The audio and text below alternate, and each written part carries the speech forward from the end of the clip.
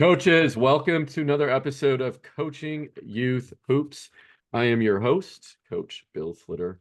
Today we have a special guest, Coach Patrick O'Connor from the DC area.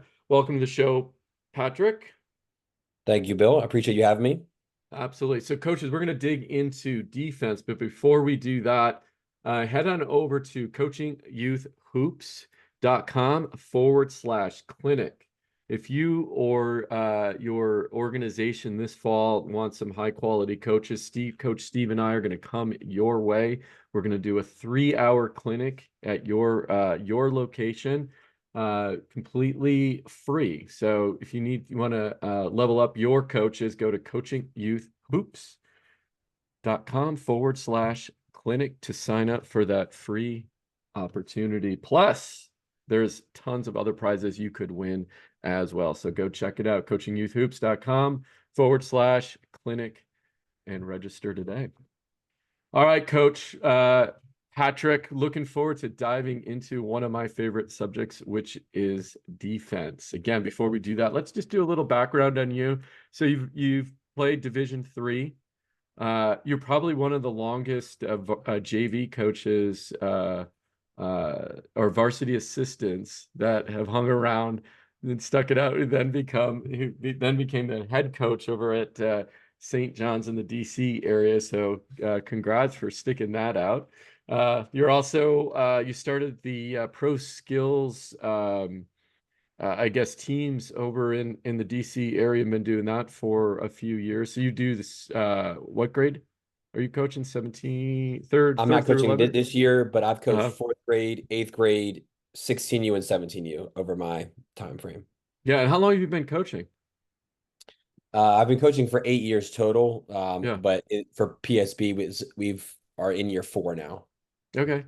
Well, good. Yeah, it's awesome. And we had the founder on the a couple of weeks ago, and it was awesome meeting him. And you guys are doing an amazing job with your program, and congrats on the growth of that. It's nice to hear. So dig into St. John's. Tell us about your career there and why you got started, how you got started, and to where you're the head varsity coach. And that's new, right? That just started. Can you hear me, Yep. Coach? So Oh, I okay, yeah. was the yep, Yep, go ahead. yeah, I was the interim coach this past season. Just a pretty crazy situation that happened with St. John's. Hmm. But in order for me to get to this past year, let's kind of go back a little bit. I Yeah. was moving to the DC area to do a Teach for America type program. It was a Okay, yeah. fellowship program, an urban education program. And I was looking to get into coaching, and the head coach at St. John's, who's now the head coach at IMG Academy, Sean McAloon, is Mm-hmm. spent some time in the Richmond area when I was in high school. And so I was familiar with him, and he's a Randolph-Macon guy. I went to Washington Lee, and so we connected. I had the opportunity to coach his freshman team for a year, and then I just stayed in the gym with the varsity team as much as possible. And then when he left for IMG, another one of his coaching tree assistants got the head job at St. John's, Pat Behan. And then about 2 years ago now, Pat Behan, at the age of 34, was diagnosed with Mm. ALS, Oh, and it wow. is was a it's he's battling still to this day. Mm. His courage, is going to be legendary throughout the DMV hoops world. And so he coached 2 seasons ago, and we ended up winning our championship, which was, it's a tough league to win in, and so it was a fantastic way for him to coach his That's last awesome. year. And then I was the interim this past year, and we are thankful to have our administration trust me in running this program now moving forward. And so that's kind of where we are today. That's well, thoughts and prayers out to that coach. That's tough, 35. So our community definitely will have him in our thoughts. And but dive into your philosophy a little bit that you brought to St. John's. Yeah, obviously part of your philosophy is who you are as a person, one of the best pieces of advice that you could get from somebody is just be who you are, be Mm-hmm. you, and don't try to do anything that anybody else does. But at the same time, everything's stolen. You learn terminology and building culture from the people who you are able to witness and work with. And I just think my overall philosophy comes down to two main things: give great effort, play hard, and be a great teammate. Have each other's backs. And so, if we make all of our decisions with those two things in mind, we will live with the results, just kind of on an overall philosophy basis. Yeah, and it's yeah, it reminded me of a story.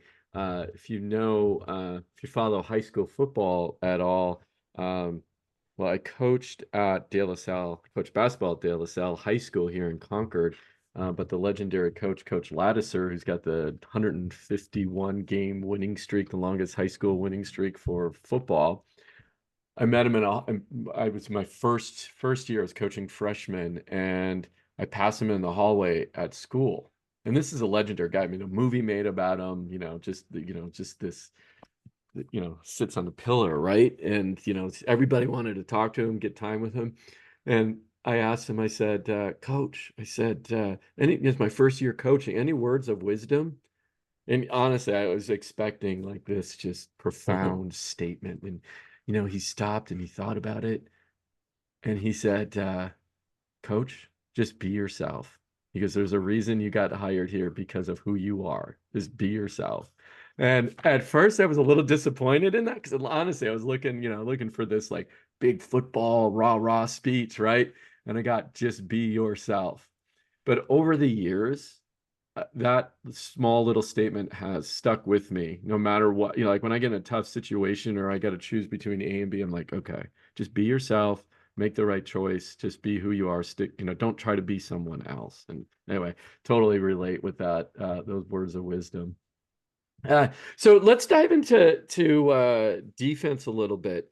Sum up your defense if you could in a few words. If I'm gonna walk into your gym, I'm gonna see what? Like I'm gonna know right away. Okay, this guy focuses on. I would say first and foremost, play hard, be a great teammate. But then Yeah. defensively, we want to talk about not giving up 100% shots. And so we call 100% Mm, shots just those point blank layups. And mm, especially in the mhm, youth basketball world, if you just watch a third through eighth grade game, you will be shocked at how many right-handed layups are made. The percentage of made field goals are just right-handed layups. And so mhm. we just try to make our foundation avoid that. And I was talking with a coach before, and he says that I'm an NFL coach. And I was like, I don't really understand what you mean. And this is a basketball coach at a basketball tournament. And he said NFL stands for no effing layups. And I'm like, I like that. Yeah, Yeah. yeah, So, yeah. that's I consider myself an NFL coach, and so if you think about how you can take away layups in order, I would say number one, try to limit live ball turnovers. Right, a press break is a Mhm, price of admission in youth basketball a lot of yeah. times. So that's number one. Number two is be disciplined in your transition defense, telling people that you don't have to crash the glass, don't stand and watch, go get back to prevent just those long throw ahead layups. Then having shell principles that are going to allow yourself to be connected defensively, and then finally, you have to fight like hell on the defensive glass because it doesn't matter how good your defense is. If they can jack up a shot and play ping pong at the backboard until they get a 100% shot, you have no chance. And Right. so I would say if you walked into our gym, I hope that you would see, okay, no layups.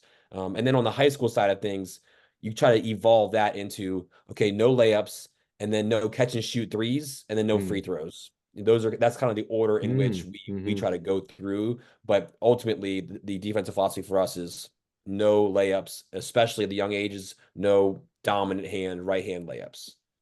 So in that particular case, there's a few defenses, and it's the one I practiced too, which was lock left, force everyone left, right? Because fewer people are left-handed. So you're not going to get those right-handed layups. Do you have any of those principles in place? Or you're just saying no layups, which that's tough, right? No layups, but are you forcing anyone left? Are you doing, are you funneling using like a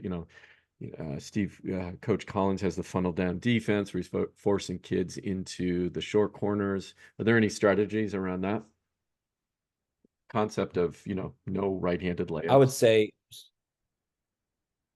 yeah, I mean, speaking from like the pro skills basketball side, so that's mostly third through eighth grade basketball. Yeah. Um, I picture our duty to set them up for success as they get older. And so that's just half court shell discipline defense. And so Mm-hmm. what we try to do is influence baseline and we play in the gaps and try to be in help side two Mm-hmm. passes away. Those are Yeah. the main principles that we try to talk about necessarily. Like, as we get to the high school level, it's okay. We have used the terminology lock left for certain players that are really dominant right hand, or block right for a super dominant left-handed Mm-hmm. player. It's scout based, but Yeah. especially for the third through eighth grade teams, is try to guard your yard, keep the guy in front of you. If you're going to get beat towards the baseline side, knowing that you have somebody there that's going to be there and help for you. Yeah. No, that totally makes sense. And how do you teach, like, and how much, well, let me ask it this way. How much does a player have to bring on the defensive side versus the skills that you can teach them? Like what would you say, that energy and effort that they bring to defense, is it more skill based or is it more just I want this ball back, work, more so than that other player wants to keep it, right? I mean, talk to me about that a little bit. Yeah, as someone who struggled to guard bigs because I was too skinny and guard guards because I was a little too slow, I can relate to that question for sure. Yeah. Um, but what we always say around our program, Pro Skills and St. John's, is effort is a skill. It's important to teach these young people that just like making a free throw or dribbling the ball with your left hand, if you're able to sustain effort for a long period of time, whether that's a long possession, a long game, Hmm. a long season, right? Just this sustained effort is going to be a separator for you in your life. And so, like, that's probably the number one skill that we're looking for is just the consistent effort on the defensive end. But to some degree, like, I think it's underrated, just like the physical need, like you have to be strong, you have to be quick. And so just the physical stature of of your defense is gonna dictate the success of your defense, no matter how good your principles are. Yeah, that's true. And when it comes to, I mean, as coaches, we can speak, you need to bring energy, you need to bring effort, right? Do you quantify that? Do you have a, like, how do you, and then you're talking kids, right? We're talking either, we're K through 12, and to keep that focused energy as well, right? Do you have any, I guess, tips you could offer to coaches? I think number one is praising the right things. So we Mm. rarely ever say good shot or like tough Yeah, bucket, one of those things. yeah. We would say good shot if they had a good quality team shot and they missed it. Hey, that's a good shot, keep shooting, but not Mm, like, oh, that was a beautiful crossover, like good, like that's being praised enough by everybody else. that's It's interesting. a Yeah. it's Bill, great help defense there. Good extra pass. Way to help your Mm, teammate up. Hey, pause it. Did everybody see how Bill fought like hell for that rebound? He didn't get it, but Steve got that rebound. And just finding ways to, especially at the young age groups, just hmm. praise those qualities that maybe when they're at home or the average Joe in the stands won't even really realize. And then as you get older, find ways to try to quantify that. And so at the high school level, we have these toughness points that we say after every Oh, I game, love and that. Yeah. that is a deflection, a steal, a block, and a charge times two. And so Mm. those numbers added together, that's your toughness score for the game. And we try to shout out people that have above a 5 for us at St. John's in any given game. I love that. I love that concept of toughness points. I'm gonna steal that one, coach, from you. So uh awesome. So defining the toughness points. I gotta think through how we use Game Changer to keep stats, and I want to get parents on that because you're absolutely right about the good shot. You can hear it in the stands, right? I mean, make that get that steal and going for a layup. Get those points. Yeah, I like that. So toughness points, and define. Coaches can define that however they want to do it in the Sure. simplest terms or more complicated as you have more people on your staff to keep stats, right? No But question. if are you balanced as far as when you think about your not on a day-to-day practice plan, but over a season, are you balanced just in general 50-50 offense defense, or would you say you sway one way or the other? I would say that we're we were probably sway more defensively for both pro skills and for St. John's. And the reason Hmm, why I would say that is because we're focused more on the feedback piece defensively, but obviously when you're going live, they're getting the offensive reps against it.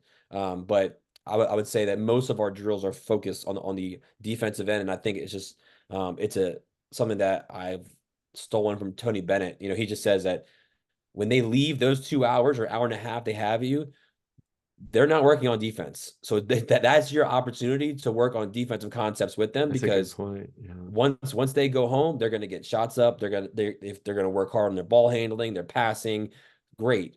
They're going to work on those things, but when it's a very limited amount of time where someone's just really saying, "Okay, I'm going to try to get That's a better defensively," and I think that's a role yeah. that we play as coaches. Yeah, no, I grew up in Wisconsin too, so I know the Bennett philosophy, and I think he Oh was yeah. probably one of the first coaches where I just like turned on the TV anytime I could to watch one of his games, right, Dick? So yeah, no, especially when he's at UW Green Bay, right? And that Oh yeah. remember, yeah, they had that good run in the tournament. And I love that. I love that thought of you're absolutely right. They're not going to go and practice defense. So they're going to go and practice, get their shots up, work on ball handling. So uh, another good concept to take take and apply. We coach and I were talking offline that I was struggling a little bit on the defensive end recently, and I'm going through changes in my own practice plan and how I'm focused on defense. So I love those few little tips and nuggets. And can you share some? You guys, St. John's have had some success. Doing my background check. You as a coach have had a lot of success. Uh, Talk about like on the you're beating teams. I was listening to a couple of YouTube that you're beating teams that you shouldn't beat on paper, right? But you're beating them. You're beating them. What do you contribute that to? I think it's a short answer. I'll say our culture, just Yeah. finding the right people to put on the bus, and that's not just players, it's Mm, coaches, it's family mm, members, and when, not if, you have adversity throughout a year, yeah. is like, are you going to use the opportunity to like forge bonds to make them better and closer and more meaningful, or are you going to look in a different direction? And it's a hard thing to do, and we're not perfect at it, but that's a differentiator, especially during like a long tough season. I think the other thing that we say, like, I'm big on trying to like find data to show our high school guys, and we only lost one game in the last 2 years when we uh, held a team under 55 points. So Wow. for Yeah. us, that's kind of like Mm-hmm. our number. Can we hold teams Mm-hmm. under 55? And just in general, if I was saying it to a PSB team, is it's really tough to get blown out when you hold a team to 50 points. Because at that point, like, you're going to stumble across 20 to 25 points in like a middle school game. And if you have some players and you have some good concepts, you can get up to that like 40 point. And then if you have some, if you're, if you're going to compete to win, then you give yourself a chance. But when you're playing against teams that are better than you, if you create more possessions and more points, all those things favor the other team. And so when we're playing as a team that's okay, they're better than us on paper. How do we Mm-hmm. limit the number of possessions and increase that margin of error for them and give us the best chance to win? Do you guys have a shot clock? You don't, Yes, right? that You helps. Yeah. you don't have a shot clock. No, we do. We do. Oh, you do. We do. Yeah. Okay. Yeah. Yeah. Okay. Yeah. Yeah. So do we out here. Uh, so if I'm listening to this, I'm a grade school coach, and I need to work on my defense. And I have, as you know, max maybe 2 practices, maybe 2 hours. What am I focused on? I would say at the grade school And level, again, specifically defense, like, yeah, yeah. the first thing I would try to say is to like find a way to take care of the ball. That if you're going to try to give up, not give up layups, is try to find ways to take care of the ball. But now when you're on the defensive end, can they get back and create 5-on-5 situations as much as possible? If you're going to get blown out by a team, get blown out going 5-on-5, not 2-on-1s, 3-on-0s, four on Yeah. twos. All right. So at least try to establish yourself where you got everybody back and it's a fair fight. Okay. Now from that point, I'm working on pressuring the basketball and everybody else being in help. Because if you pressure Mm, the basketball, more times than not, that person's going to put their head down and try to go score. If they're comfortable and better than you, that's an issue. But if we can pressure the basketball, then you have the other 4 players ready to make them have to make the right pass and maybe even 2 or 3 right passes in a row. Their margin for error certainly increases from that. So take care of the ball, then create 5-on-5 situations, hmm. like make them uncomfortable with the basketball, and then everybody else is help side, help side, help side, ready to help that person that's fighting their butt off on the ball. Yeah. Uh, when you're guarding, and what do you teach your players? Again, let's speak grade school and let's go to high school. Grade school first. The players just simply you're guarding the players just simply better than you, quicker, faster, right, smarter, right. We all run into that player, right? How do you guard? What do you tell your player who's guarding them? What words of wisdom do you have? I would say to pressure the basketball, but only up to the 3-point line. And so I want to make sure that I was clear with that. I don't want you pressuring the basketball at half court or 65 feet away from the rim. Just establish your shell 5-on-5, and then Hmm. once they get into a scoring zone, so let's call Hmm. that the 3-point line, let's be really active and be on the ball. And then we again, like, we try to force or influence baseline. And so if you're Mm-hmm. going to get beat because this person is better than you, it's better for everybody else on our team to have an idea where that ball is going to go. Then that person is just able to decide wherever the hell they want to go. And so we want to say, okay, if that person's better than you, can you force them to your help to that guy in the corner that we know will be in the gap from there? Yeah, and are you giving them space? Are you giving that player a little bit of space versus right out in their face? You going like an arm's length away just to keep them contained and in front? I subscribe to the idea that a lot of times people are either selfish or they are not well trained at making the right read. And so I want to Hmm. force that defender to put their head down and be like, okay, I'm getting pressured. I need to go to the rim. And we've Mm-hmm. talked about at practices and practices and practices, no layups, right? So when Yeah. that person's going like this, a lot of times our secondary defender or our third level defender is going to be able to stop them, get a steal, Mm. deflection, take a charge. Now, if that player is good enough to make those right reads, and they've proven that they're not just going to put their head down and shoot terrible shots, okay, now I would then give them space just to be like, all right, keep them in front and pray that they don't make jump shots. Yeah, yeah, yeah. So again, you're going back to what you talked about in the beginning, which is no, we're gonna in the scoring zone, right? We're going to pressure that particular player because I trust my help and and my other rotations if it has to go through the third level. But I'm going to put pressure on that player that's a little bit better than me and force him into a help situation. Yep. Yeah. And getting down into the details of that, if you split, if you got center, you split the court right down the middle. If the offense is on the right hand side of the court as you're facing them, are you forcing them? I guess it would be to their left, and you kind of splitting, and then if they're on the other side, then you're forcing them to their right. Is that how you're kind of splitting into the situation? Exactly right. Yeah. Okay. We're not the type that's gonna like open our hips up and say, okay, you're like leading them to Oh, the you're baseline. not. Okay. Yeah, I We got want to you. be like we say squared up, but with Hmm. your Hmm. nose on the inside shoulder. And so it's giving you a little bit of an advantage to make them not be able to go middle.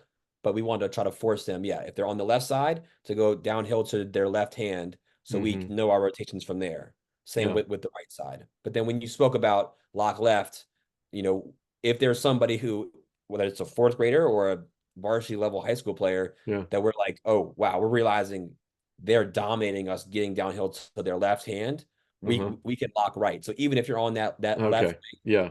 if you're guarding Bill, we're gonna lock right on him. So you can force mid middle there, and we're That would willing be to pretty smart jeopardize our strategy, by the way. principles. Say it again. I said that would be a pretty smart strategy against me. I'm left-handed. There you go. There you go.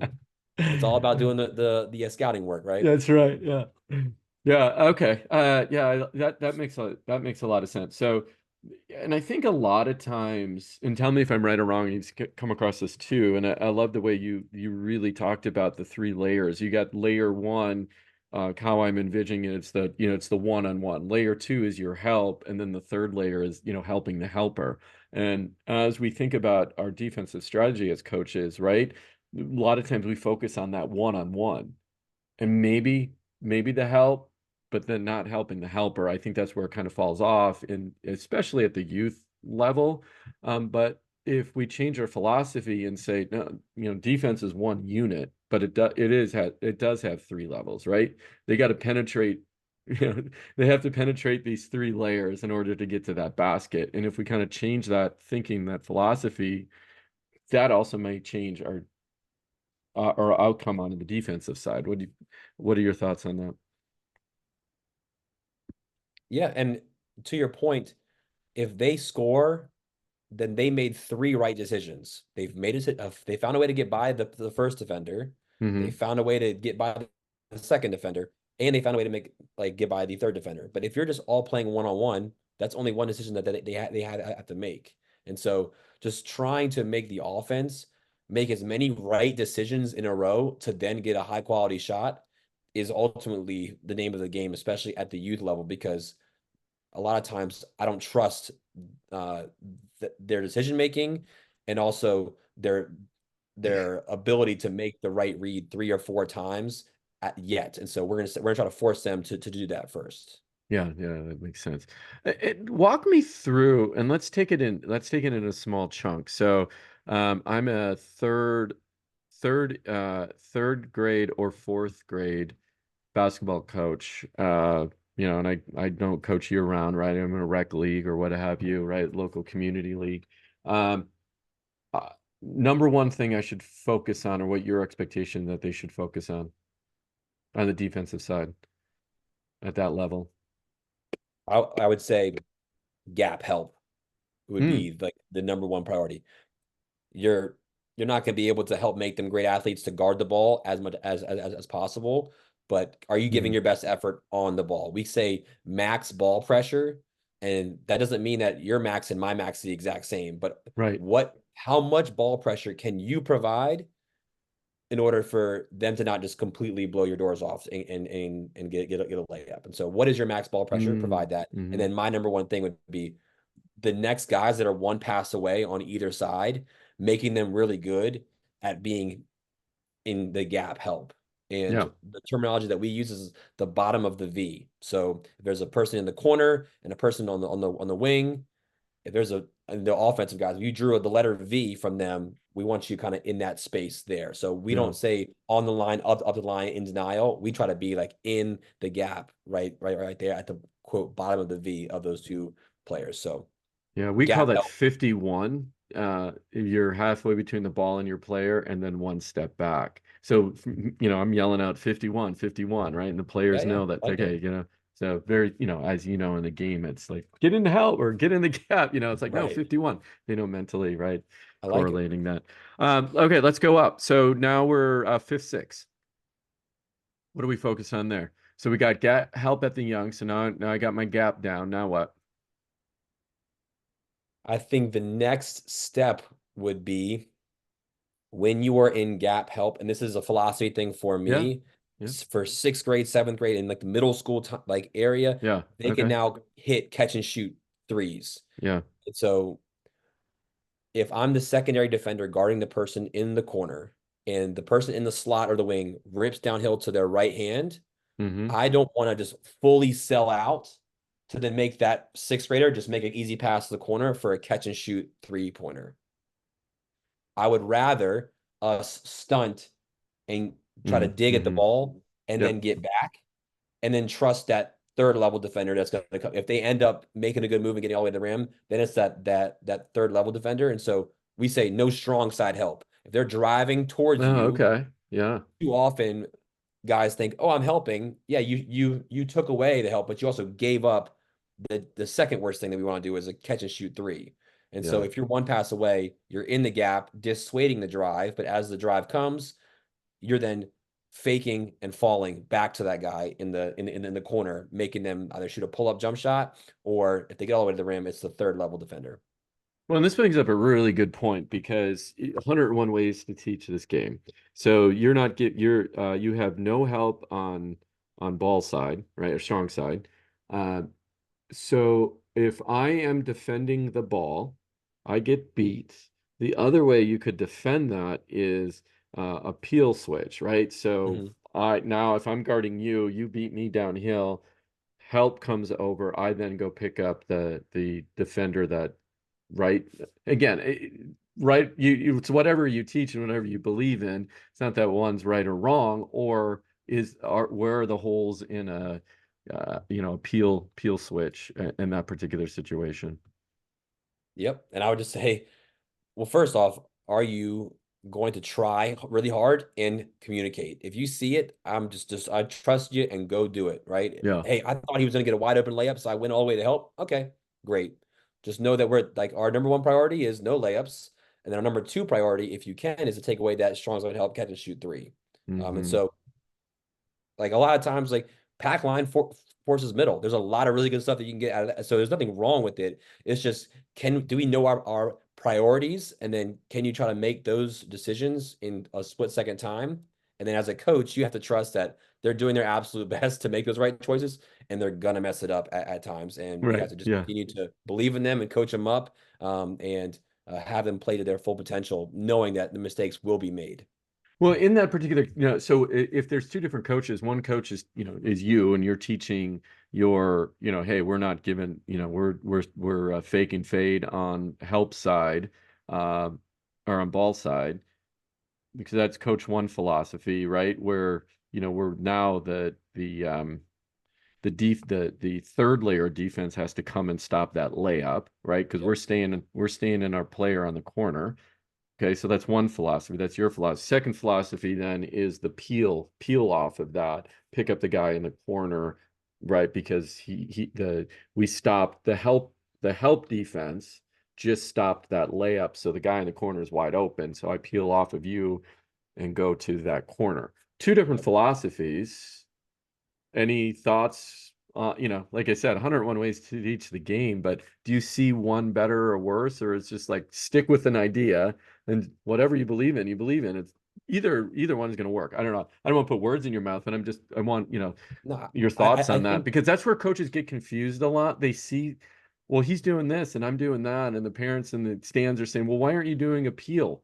You know what I mean? You know where that yeah. goes, right? And it's like then you start second guessing yourself. Like I don't know, So. My distinction would be a peel switch would be great Mhm. if the person who's guarding the ball got completely beat. Like they're no Mm, longer side to side. It yeah. is they're now past. That's a great opportunity to peel switch. I'm gonna take your person because you're the number one priority. Go get mine.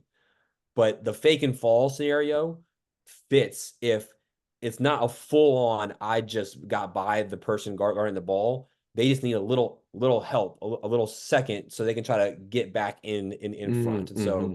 that's where I would try to say, make this decision in the split moment. Do you think that the guy guarding the ball got completely beat? Then fully slide over, Yeah. and then we will jump over. But if not, then I want you just to jab and get back.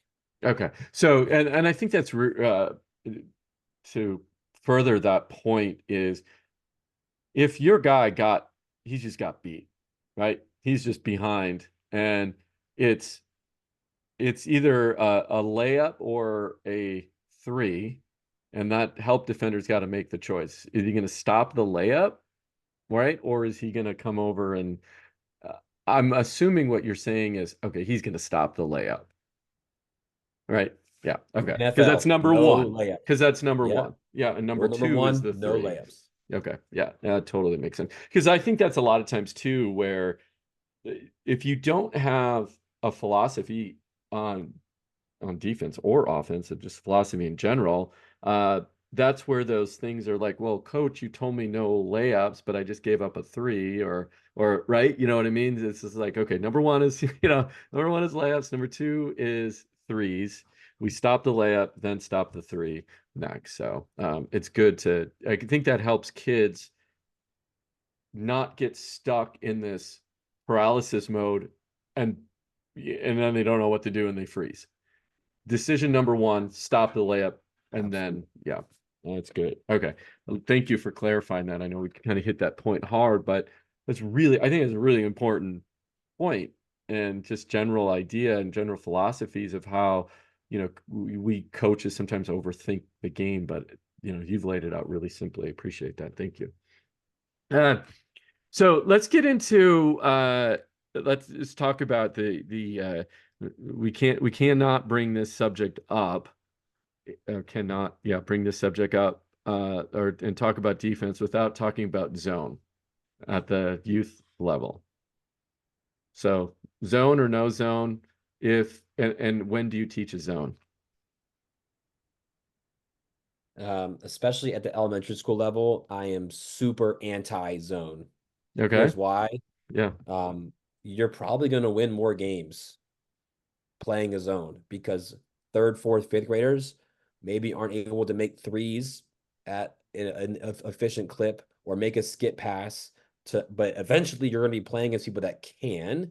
And so again, under the philosophy of when we're coaching elementary and middle schoolers, we are trying to prepare them for success.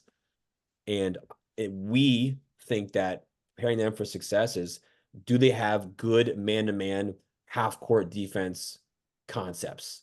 And so we are okay with maybe losing a game that we would have won at times if we play more man than zone. But you have to be able to reckon with zone at some point. So we're not going to discount it. Yeah. But the priority for us, like I never want to go into a PSP practice and we have somebody working on a 2-3 zone for 25 minutes. No. If you want to just, wow, like we're getting beat by this team and we need to adjust. Okay, like I'm okay with going to a zone, but we're going to continue to work day to day on our man-to-man principles. What about full court press? I would say preparing our guys, and we have our coaches clinic for our PSP guys, we say the price of admissions to an AAU tournament is a press break. You have to like just be prepared. It's a fact of life. Yeah. Rule number one for other teams is, can we just physically impose ourselves on this other team and take the ball from them and shoot layups? And so you have to be prepared for that. Again, for us, I would say we always want to like fall back on the half court man-to-man defense. However, there are times that we will implement a full court man or run and jump, let's say out of a timeout, right? Mm-hmm. The other coach is going to draw up a play. We try to blow it up. There are situations for that, but we want the majority of time when you see a pro skills DC or a pro skills basketball in general, we want you to Mm-hmm. be able to see half court man-to-man defense of guys that are just playing hard and playing together. Mm-hmm. Uh, so you're teaching a press, right?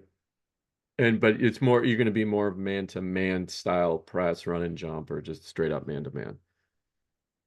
For me, like for Yeah. when I was coaching our fourth grade team, I never taught a press. We pressed at times. Hey, we're down by 8. Call Mm-hmm. timeout, Yeah. set up 1-2-1-1. Hey, when they Oh, you pass the did. ball Okay. here, Yeah.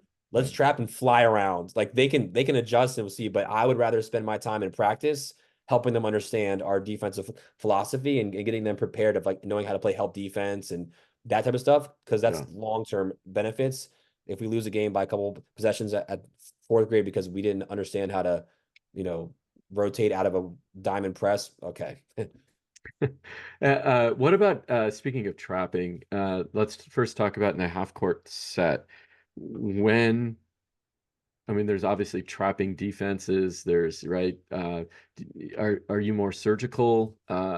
When should you teach that? Start implementing traps? What are you looking for, especially at the grade school level? Grade school level, I would say if they have one dominant player, which sometimes you may see, okay, they're only going to score 30 points this game, and 20 are coming from number four. All right. Well, whenever number four starts to go, we're going to send somebody, right? We want to Mm, get the ball out of their hand, and we're going to scramble from there. mm-hmm, mm-hmm, Um, I think if they set ball screens for that one number one player, great opportunity to trap the ball screen rather than if you have a slower guy and they're setting ball screens and you're switching it or he's just attacking that hedge, that's bad news for us. So let's just go trap it out of a ball screen. And then out of timeouts or out of quarters or halves, when they start with the ball, hey, let's just start off with some energy. Let's risk it. Maybe they get a layup, maybe mm-hmm. we do, but let's always start each new session with with energy and effort. Yeah. What about switching screens? In the Generally speaking, like what's your philosophy? Do you switch? Do you stay? Do you try to, uh jump? for most of my coaching situations, Mm-hmm. I'm really open to switching on ball screens, but not off ball screens. In Mm-hmm. my eyes, off ball screens are often that's just laziness to not like fight through, and it creates too many mismatches. But then on ball screens, if you switch it, it helps a ton with your backside rotations. You don't have to go in too much detail in how to, you just say, okay, switch. And then if a team is going to stop their offense, throw it back and walk their big guy down to try to post up one of our smaller guards, I'm okay with that. And I hope our little guards are able to fight like hell on that post up. So I would say I'm open to switching on ball, but we try to not switch off the ball unless it's an emergency situation. Do you want to hear the most boring clinic that you could have for kids that I think is so needed? I'm ready. All how to guard and how to handle screens. That like I could literally, I think of about 3 hours worth of the material if that's all you did No in a question. camp or a clinic, and how to defend and how to make reads off of it if you're on the offensive side. I mean, just think there's so many details and so many what if situations. Yeah, but I think I don't think that would sell out. Yeah. I would shout out my college coach, Adam Hutchinson, you Uh, know, early on at Washington League. He said, these are the 8 screens that we're going to see. Back screen, flex screen, ball screen, mm, right? Okay, here's how we're going to guard them. Unless we change via scout, here's how we're going to guard them. And so in the first 2 weeks of me playing college basketball, I had a concept of like, okay, we're going to lock and trail or we're not, or we're going to mm, jump to the ball or we're not. And yeah, so I thought that was super, super helpful. And I had never really thought about it. There's only certain amount of types of screens that you're going to see most right. regularly. Yeah. But you said there was eight? Yeah, eight screens you're gonna see, right? Yes, I made Yeah, a I number mean, up. I'm not sure how many it actually oh yeah, was. I was gonna How say, but I was gonna exactly? say that's a lot, right? And if you think of all the details within, right, and how to cover that, and that's what Oh, I'm no saying. It's question. like No crazy, question. right? Anyway, that's all right. Any final thoughts, Coach? You got the mic. When it comes to coaching grade school basketball, it doesn't necessarily be about defense, but you got the floor. What do you want to share with coaches?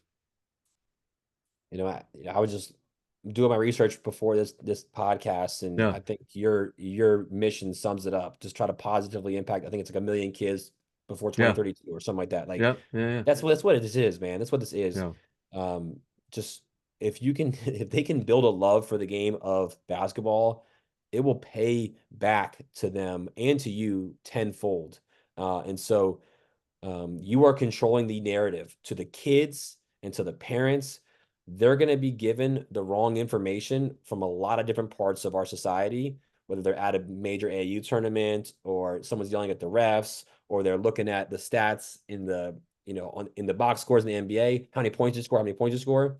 As a coach, can you be that shining light to say, are you playing hard? Are you being a great teammate? And are you building a love for the game? And if you just fall back on those things, you'll also have a lot more fun as well. And so, I would leave us with that comment. Yeah, no, you're absolutely 100%. I mean, that's why I changed my philosophy too, from not just a coach, I'm a teacher. And there's I I don't know how many times you've gone into practice saying, I don't want to go to practice today, right? Life got in the way during the day, the workload, whatever.